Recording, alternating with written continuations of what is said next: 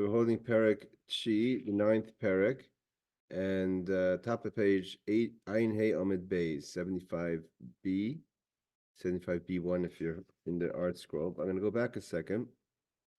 Quickly, we bring down the Tanur Rabbanan that talks about how do we know to include in the verse. There's one verse. The verse says, a person who takes a woman and her mother, then the punishment is by fire. So we learned already that means to tell us the mother-in-law and her mother according to Abaya, or the mother-in-law and herself according to Abaya, according to Rabbi Kiva, according to Rabbi Shmuel. We learn next will be in the next page. It's only the mother-in-law. The question is the word eshen. The pasuk says about the females, eshen, they plural. So it can't be talking about the wife. The wife didn't do anything wrong. So we're talking about the mother-in-law, which obviously she had if she did it willingly, it's a forbidden relationship, and therefore eshen plural. Rabbi Kiva says comes to add also the mother-in-law's mother. So Rava says, okay. Well, according to Abai, according to Rava, Rabbi Akiva is talking about also just the mother-in-law, but it means to say,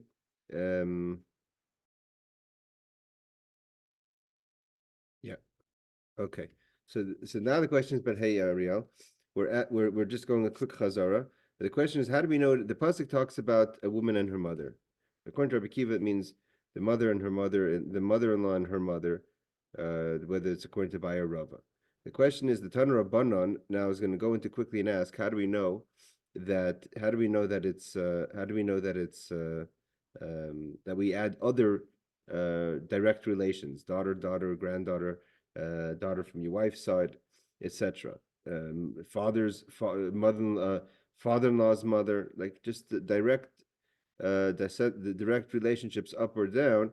How do we know to add them that the punishment is burning? So other forbidden relationships, but that the punishment should be burning, not stoning or not choking, is chenek, is we have to have a special pasuk. So the Gemara says minani mili. So it says, we're just going to go very quickly from 75 1. It says minani mili. The Tanur Rabbanan, it says Isha Isha, a person who takes a woman and her mother, only Isha v'ima. I only would assume that the punishment for burning is only a woman and her mother.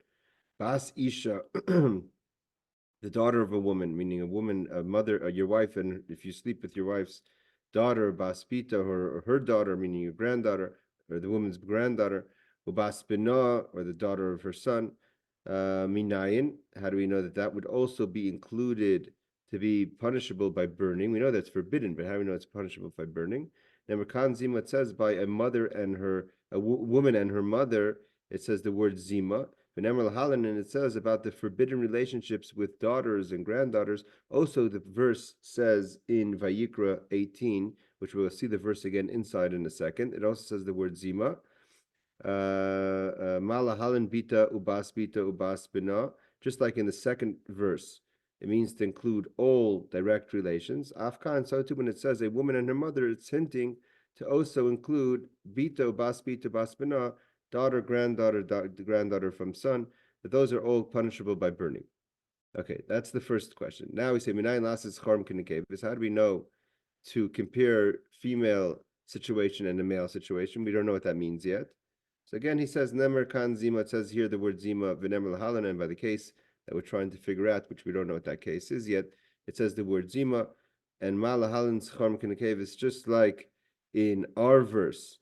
It says the daughter of your son and the daughter of your daughter. So it's all the same, male and female. Afkan, schar kinekeva, so too, women are like men, whatever that means. We have to get to that right now.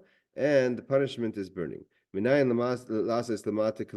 we know to do below, which we don't know what that means either, like above? It says by the case of whatever we're referring to, which we're going to learn about in a second, the word zima in the verse, and it says by the burning of the mother and the daughter, the word zima. So malahalan zima malahalan lamata kalamayla, just like in the case of the the the the mother and her daughter, below is like above. So too lamata lamayla. So too above is like below. Again, we don't know what all this means. Umakan lamayla lamata, and also we go backwards that above is like below. Okay, af lahalan lamayla kalamata. All right, we don't know what all this means yet. So the Gemara is going to analyze it. So the Gemara initially says Amar Mar. Now the Gemara wants to understand. So the first cases that we brought down that to try to figure out the law, if a person has relations with his daughter's daughter or his son's daughter or his wife's daughter, to know that the punishment for that, not the forbidden. Again, you have to remember a few things. Number one is there's a hazara and there is punishment. Hazara means a warning. The Torah warns, do not do this, and then the Torah says the punishment for doing this is X, Y, and Z. So in the warning, it doesn't have to tell us what the punishment is going to be. It just says don't do it. And then the Torah says if you do it, you'll get such and such punishment. So we have a warning not to have relations with your wife's daughters or granddaughters, right? We have a warning in that. That's Vayikra 18:17, chapter 18, verse 17. We don't know what the punishment for that is. Then we also have a verse that says the punishment for sleeping with a woman and her mother, which we don't know exactly who the woman is and who's her mother. So according to Rabbi Kiva, it means the mother, the mother-in-law and her mother. So that's what the Torah means. The Torah is telling us the mother-in-law and her mother, it means the wife's grandmother. So, but that clearly the Torah says, what's the punishment for that? The punishment for that is burning. The question is, we don't have a warning not to sleep with a woman and her mother, whoever the woman is and her mother is, and we don't have the punishment for sleeping with your wife's daughters or granddaughters. So we put them both together.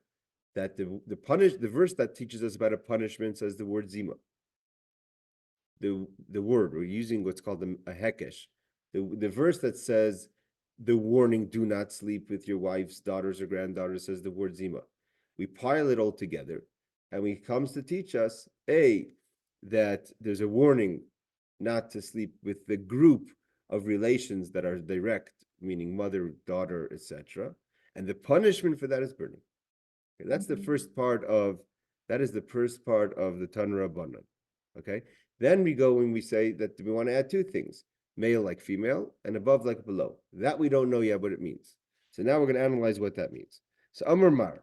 So the Gemara says, we said before, meaning the master said, meaning the Bryce has said.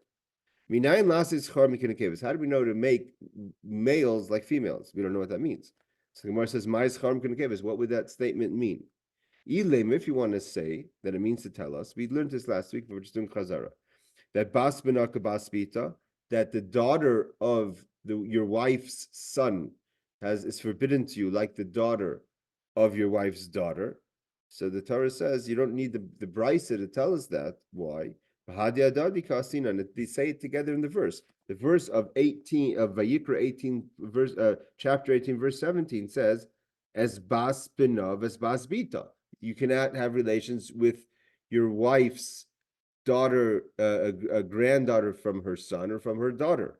So we don't need a Mishnah to tell us that you can't. It's forbidden to have relations with the granddaughter of your wife, whether it's from her son or from her daughter. That's as clear in the verse. We don't need the Mishnah to tell us that.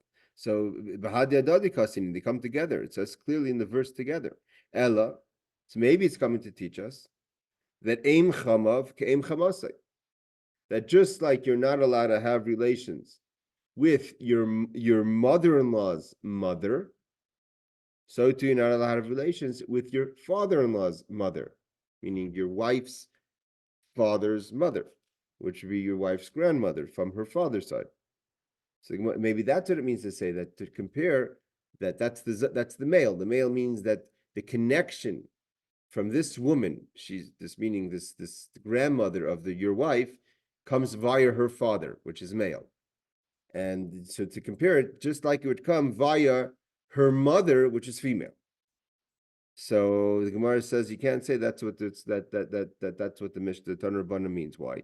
We don't even know yet that you can't have relations with your wife's grandmother, your wife's mother's mother. We have a verse that says a woman and her mother. We don't know what that verse means yet to say that verse should mean your wife's mother and her mother. That's a machlekes later, Rabbi Kiva and Rabbi Shmuel, Abai and Rava, what that verse means. But there's no clear verse that says you're not allowed to have relations with your wife's grandmother from her mother. So how could you say that we're coming to compare the wife's grandmother from her father, from her mother? There's no verse to compare. There's no starting point. So he says, Hashta, Aim Chamasa, we don't even know yet the mother of your mother-in-law is forbidden. Aim Chamav Mihader Allah, you want to he's trying to compare the mother of your father-in-law? This is pretty much where we're holding.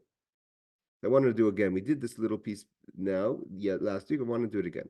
So now we're on top of page 75, 75b, and on the R scroll 75b1. So he says, Amar Abaya. Abaya wants, now when we're still trying to understand what the statement means, that we want to compare what does it mean to compare the males like females? It means there's a descendant from a male with a descendant from a female. We're obviously talking about forbidden relationships with a female, but the question is, well, who is she? So Amar Abaya, Hachikamer. This is what the Tanur Rabban is coming to analyze. Minayin lases she'er harba mimenu ki she'er harba mimena. Okay, there's three ways a young woman could be related to you or forbidden to you. One way would be you marry a woman who has children from another relationship, not from you. She's married, she comes into her marriage to you with other children. She could have daughters, and she could have sons, and she could have granddaughters from her daughters and her sons. Okay, so that's one group of women that are forbidden to you. They're not blood related to you, but they're your wife's relations. Then another classic way would be obviously you and your wife have children. So your joint relationships child, your own legitimate child, biological daughter is obviously forbidden to you, punishable by burning. And her descendants means your granddaughter, or if you have a son with your wife, and he has a daughter, that's also forbidden to you. Okay, then there's the third category. The third category is that there are children which are your biological children, but they're not legitimate children in the eyes of, let's say, the Torah. Why? Because you didn't have a marriage to their mother. Either you raped their mother, either by force or even consent, but not in a way. The reason why the Torah, the Mishnah, the halacha would rather call it a forceful relationship, i.e., rape, as opposed to a consent relationship out of wedlock, is because that gets a little complicated. When it's out of wedlock and with consent, the problem is that one of the ways to be engaged is by relationship, and then then it could be that they did it with intent to be married, to be engaged at least, and then it's really not out of wedlock. So it's more clearly defined by rape, by force. But it's the same idea. It's a child that's out of wedlock. That's your child, but not through marriage. It means you have no official connection to their mother, aside from the fact that you forced yourself on her. Okay, so that's what Abaya understands.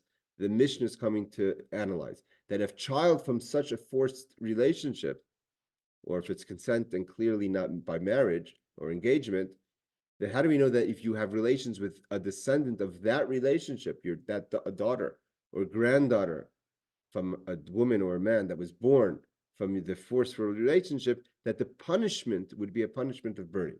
That's what the Mishnah wants to say. Maybe in such a case, it's your biological child, but maybe because it's not a legitimate child, it was done by force. Maybe, of course, it's forbidden, but maybe the punishment is different. How do we know to group it together? Because you have no relationship with the mother. Now you have to remember something. It's not so simple, because the verse that teaches us the punishment of burning. You have to remember again. We have a verse that says, "Hazara, do not sleep with your wife's children." So yes. Yeah, I hear what you're saying, Jenna. It's not so simple. You're right. It's not so simple. But the thing is that I just want to finish the thought here. The verse that says the punishment is burning is a verse that talks about the relationship, a woman and her mother. So it's attributing your relationship with the woman. Here you have no relationship with the woman. You forced yourself on the woman. So if you force yourself on the woman, and through that forced action, there's a child, and from that child there's a female, male, or a granddaughter, whatever, what have you, somewhere or another. How do we know that the punishment would be burning? Because the verse of burning is about a legitimate relationship at some point, the woman and her mother. Okay, so therefore, Bai says that that's the question of the Mishnah. That how do we know the punishment would be burning? Amar Bai Haki Kamer Minayin Lasis She'er Habar Mimenu, relations that come from him, meaning to say he has no relations with the mother. Kisher Habar Mimenu, just like relations that come from her, meaning children that she brought into the marriage, or grandchildren that she brought into the marriage, not even his descendants. So, I mean, biologically, he's closer related to the daughter or granddaughters from a forced relationship, because they're his children, whether it was by force or by consent or by marriage. But the woman that he brings into he has a marriage to, he has no biological relationship with the children. They're just his wife's descendants. Hold on, Judith, let me see what you asked here.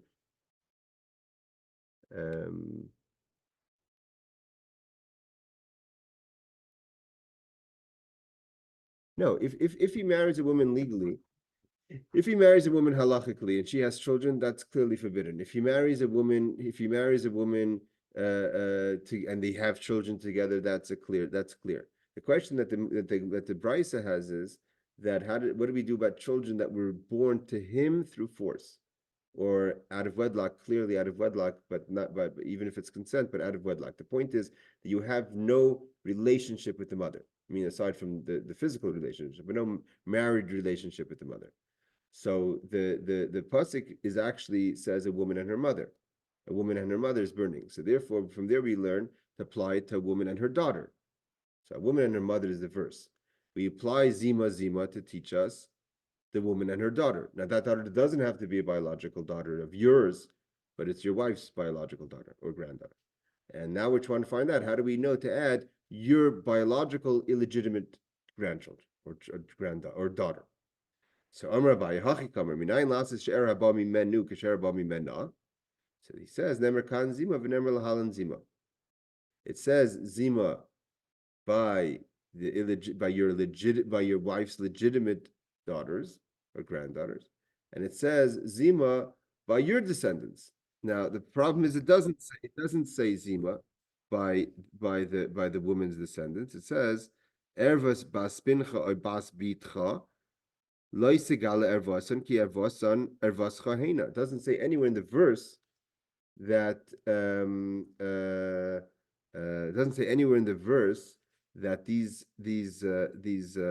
that you're forbidden, your children of a forced relationship that doesn't say the word zima. So how do we know that the punishment is burning? It doesn't say the word zima. So how could you say that we compare your biological children with your wife's biological children to punish, and then to learn from them to the verse that the punishment will be burning? So Amar Rava says, Amar le Rabbi Yitzchak bar Avdumi, Rabbi Yitzchak the son of Avdumi said, Isa heina, Isa zima zima. We do a three-way Gezerah Shava. We compare your biological children, even if from an illegitimate relationship, with your wife's biological children and your relationship with your wife being a legitimate relationship. It says the word ervas baspincha by spitcha loisigal ervarsan ki ervascha heina. It says the word heina, and it says by a woman. It says ervas isha ubita loisigales baspina vesbasbita loisikach legalis ervasa sheira heina zimahi. So in the verse that says you're not allowed to have relations with your wife and her daughters or granddaughters, it says both the word heina and zima. So that verse connects to your biological illegitimate children, and to the verse that says a woman and her mother. Putting it all together, the three verses means that any relationship you would have with any of those kind of children would be, whether it to be a woman and her mother, or your wife and her children, or your illegitimate children, would all be one punishment, which is the punishment of burning.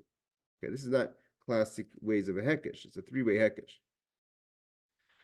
Then we have heina heina, and then asi zima zima, then we add zima zima. Okay, that's where we got to last week, and we're gonna continue. Omar Mar, the question is like this. We say minayin lasis lamata kilamayla. How do we know to make below like above? What does this mean? Mai lamata kilamayla. What does it mean to make below like above?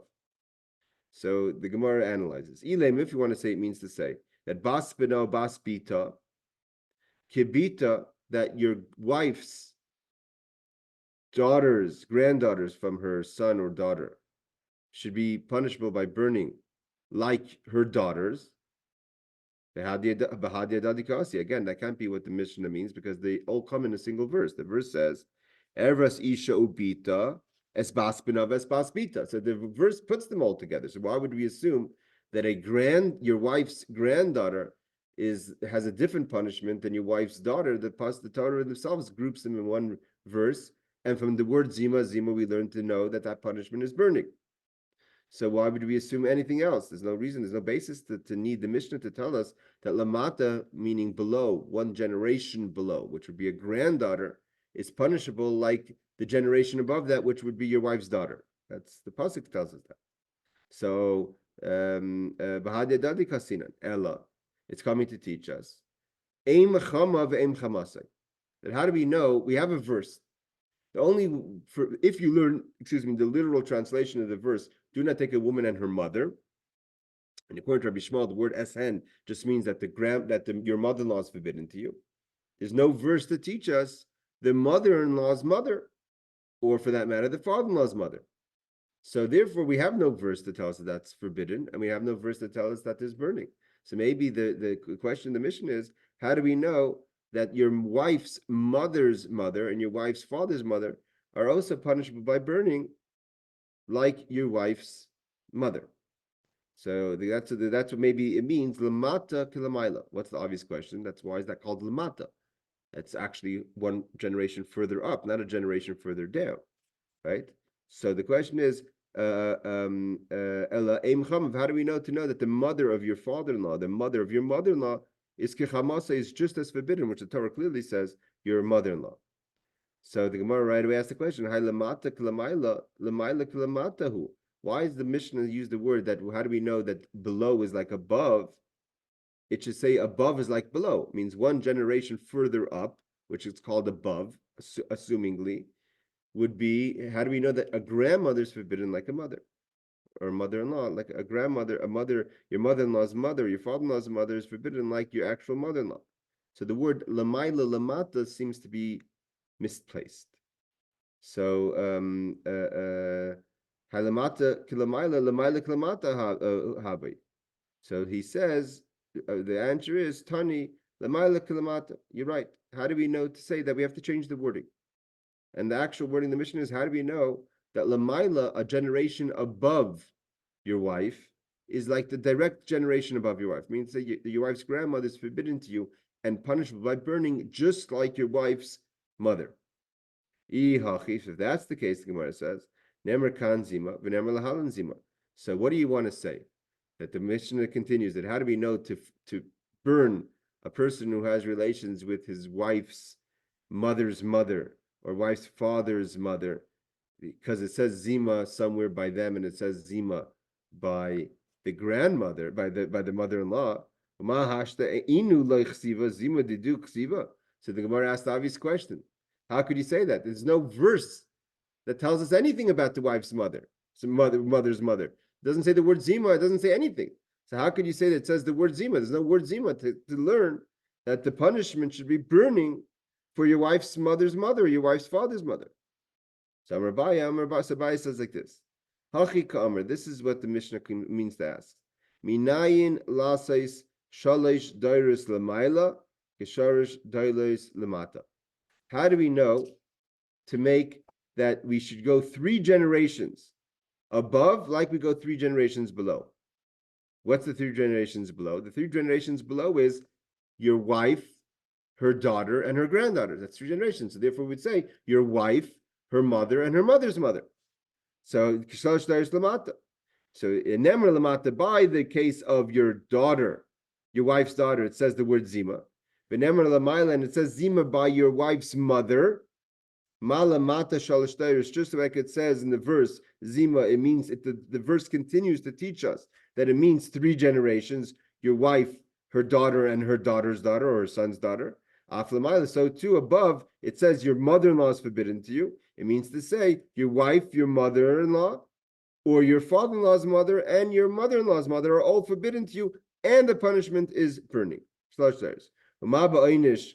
Asay lemata kilamayla. And just like by the punishment, so the warning we learn from the daughter and her daughter, from your wife, her daughter, and her granddaughter, and your wife's granddaughters. And so too we say ma ba'inish asay lemata kilamayla. Just like by punishment, we punish the punishment of burning if you have relations with your wife's granddaughter, just like as if you would have relationships with your wife's mother. So too, we have a warning now.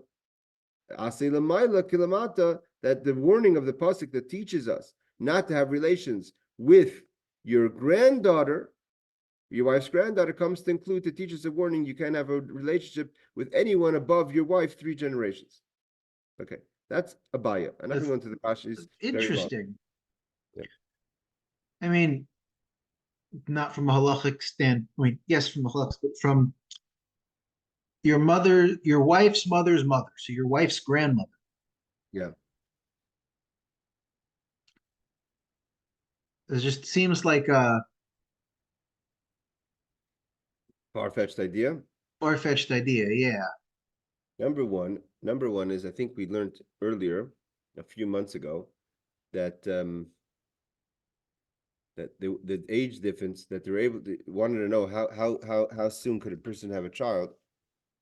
Pasheva was the granddaughter of Achitophel, and he wasn't that many years older than her. Means if you're having children at the minimal age. Oh, I remember this, and it was something like in your 40s or 50, early No, in your late 20s. late 20s. If you go 8, and 8, 16, 24. Ah, Yeah, I mean it's not regular. But think about it. Rivka was 3. If she had a child at, let's say, even if she had a child at 10, she would have, and then, I yeah. mean, that's number one. Number two is, um, we're not talking about people that are having healthy relationships, and chas v'shalom to compare any Jewish person to what happened on October 17th, but they were raping all the women as well. So it's not like it's out of the concept of reality, but it's obviously not your typical situation. Okay, so Rav Ashi says, that's a buy. We're not, again, if you look on the page, long Rashi is explaining this, but this is the basic idea. Rav Ashi says, La'olam kidiktani. That's really, don't have to change the verbiage of the Tanur Rabbanan of the Brisa, and you can say, how do we know that lamata is kilamaila? So even though we're asking about a grandmother, which should be lamaila. So my lamata be isur. Lamata means is not by age or seniority. It means to say from distance. It's less related to you. Your wife's grandmother has a less relationship with you than your wife's mother, right? It's just biologically that way. She's further away from you 1 generation. So he goes, my lamata be isur. Imai hi ein ima surah. Afhu aim imoi a surah. That just like imahi, just like by the woman, aim ima, her mother's mother is forbidden to you. Afu also aim imoi, oh sorry, stop right here. That's Rabashi. Rabashi says that's how he learns. Again, Rashi says that it means lamata lamaila doesn't mean that we have to change the verbiage. It just means how do we know that the further the generations go out, are also forbidden like closer relationships. And otherwise he holds like a baya that we learn that the warning we learn from the verse of the daughter and her daughters, and the punishment we learn from the mother, and then we come to add to learn also that the grandmother is included. So we pile it all together. So we piled together 3 cases according to the Brisa. We piled together the punishment for your wife's daughter and her daughters to be burnt. We piled together your illegitimate children, biologically yours, but they're by force or by out of married relationships that get burnt for having relationships with those with children from that relationship, a daughter or a granddaughter. We've learned to add into that also that your mother-in-law's mother and your father-in-law's mother are also one group, that there's a warning not to do it, and there's a punishment of burning. So now we have any one that's considered a daughter, granddaughter by marriage, or your illegitimate children are all punishment directly by burning. We have one case that we don't know yet. We're gonna go a little further. I'm gonna stop here. What's the case? What is the punishment for having relations with your own grandmother? Right? It says, meaning to say your mother has a mother. What's the punishment for a relationship with your mother's mother? The problem is that your mother is not punishable by burning. Your mother is punishable by stoning. So what do we do there? We just said that your wife's grandmother is included to be burnt. What about the mother? Your mother's mother, your grandmother. So now that's what the Gemara is asking now. Ima, he aim imay asura. If her mother's mother is forbidden to you and punishment by burning, afhu, maybe aim imay asura. So too, your grandmother should be punishable to you and by burning or something. Now the thing is, halachically, your wife's mother, your mother's mother, is not asim Torah. It's a shnia. It's considered a rabbinical forbidden. What was that word, Rabbi? Shnia. Shnia means a secondary. Ah. We have biblical relationships that are forbidden, and we have shnios. Now halachically, the shnios it's not so simple, because halachically, if the Torah says it's not a forbidden marriage, then you could get married. Then halachically, biblically, you could be married to those people. It causes a lot. Shnius causes a lot of trouble because it's not punishable by death. It's not so. If you do halachic marriage, you would have to get divorced. If you do a marriage to your mother, which is forbidden, obviously, biblically, there's no need for divorce because there's no relation, there's no marriage. But if the Torah says you're allowed to marry your mother's mother, and the rabbis added it as a shnia, so then if you halachically get married, you have to have a halachic divorce. Okay, it's complicated. So the pasuk says, the verse says this: "Isha sheyikach es isha." The verse says, "Eres avicha ve'eres imcha loisik ale imcha hi loisik ale eresa." We have one person, the pasuk. You're not allowed to have relations with your mother, but it doesn't say anything about a grandmother. And a grandmother is only a shnia. Look at Rashi. Rashi says, Kivan. I'm going to look at the Rashi. It's the middle of the bottom, toward the bottom of the page. Kivan damartu minayin lasis sha'er haba himenu kisher haba himena. We said before we want to compare that anything a relation a relative, sha'er means like a relative that is from you is like a relative from her, meaning to say we used it for your illegitimate daughter and granddaughter.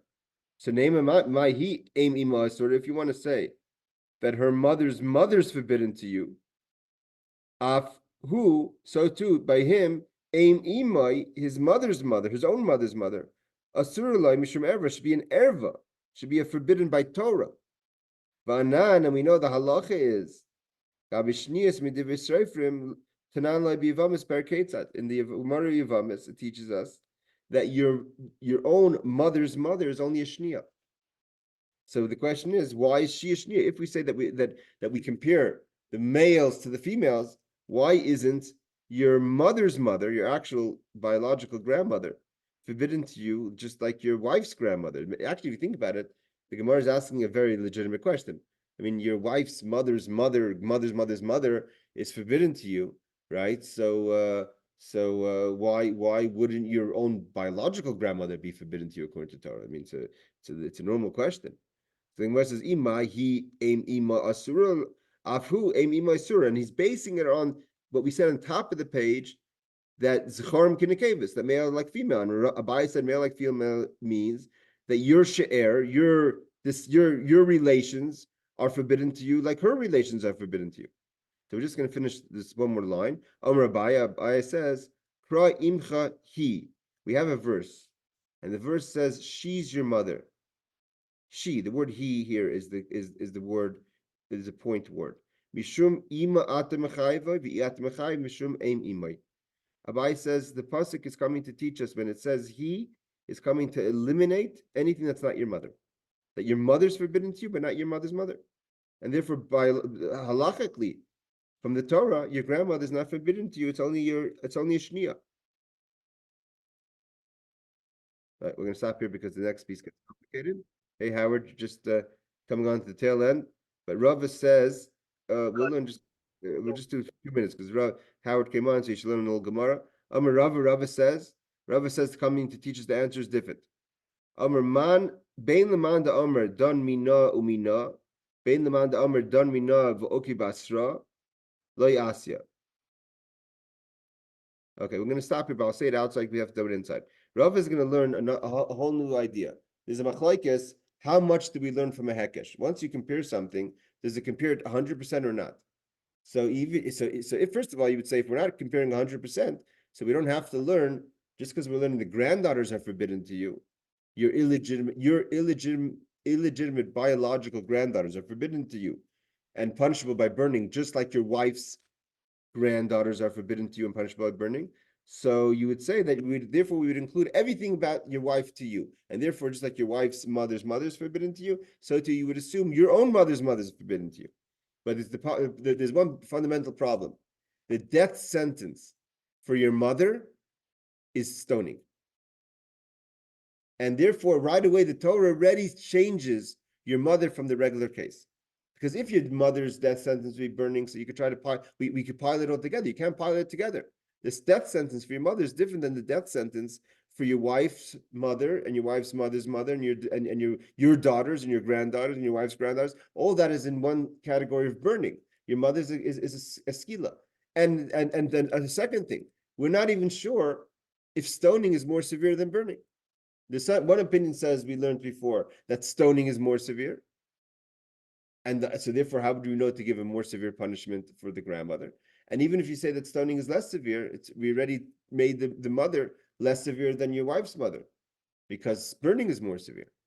So basically, Rava says the very fact that the punishment is different, it right away takes out the mother from the category of she'er, of direct relationships, and therefore we don't know anywhere to include your mother's mother. Not because the pasuk says imcha he. He argues with the Abaya. Abaya says we have a clear pasuk. Imcha he, your mother's forbidden to you, but only she, not her mother.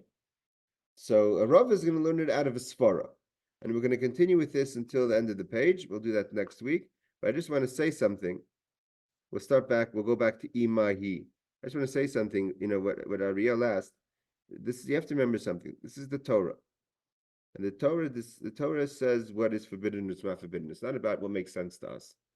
And even though what logically a person would say that if your wife's mother's mother is forbidden to you, your own grandmother should surely be forbidden to you.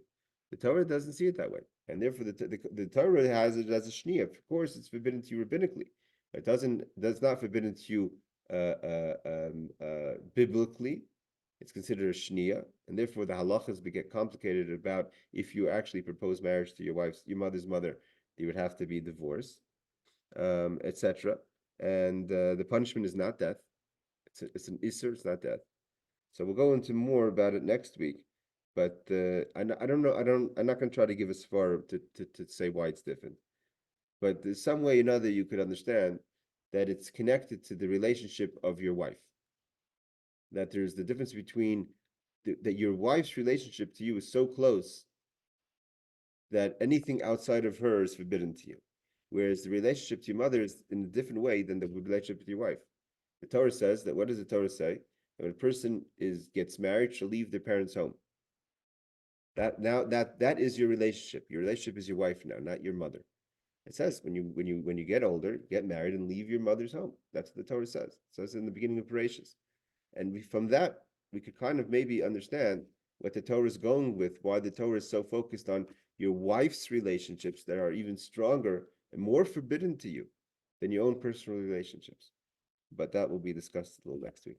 Laila Tov, everyone. Shvua Tov. Take care. Tov, Rabbi.